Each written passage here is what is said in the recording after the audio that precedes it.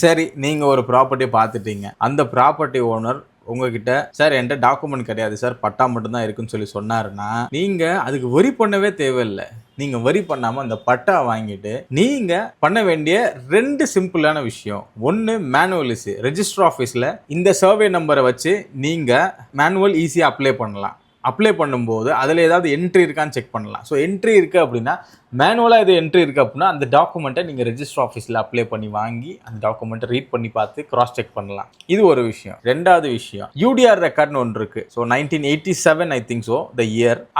அந்த ஒரு ரெக்கார்டில் அந்த பட்டேல இருக்கிற நேம் அங்கேயும் ரிப்ளிகண்ட் ஆகிருக்கும், இங்கே இருக்கிற எக்ஸ்டென்ஷன் அங்கேயும் ரிப்ளிகண்ட் ஆகிருக்கும். ஸோ இந்த 2 விஷயத்தை நீங்கள் செக் பண்ணாலே போதும், லாஸ்ட் 50 இயர்ஸ்க்குண்டான உங்கள் டாக்குமெண்ட் பக்காவாக ரெடியாக இருங்க. இல்லை நீங்கள் அதுக்கு மேலேயும் போகணும் அப்படின்னு நினைக்கிறீங்கன்னா எஸ்எல்ஆர் அப்படின்னு சொல்லி ஒரு ரெக்கார்டு இருக்கு. இல்லை அப்படின்னா அந்த எஸ்எல்ஆர் ரெக்கார்டு அப்படின்னா என்னன்னு தெரிஞ்சுக்கணும் அப்படின்னா கீழே எஸ்எல்ஆர்னு கமெண்ட் பண்ணுங்க, நான் உங்களுக்கான அந்த இன்ஃபர்மேஷனையும் கொடுக்குறேன்.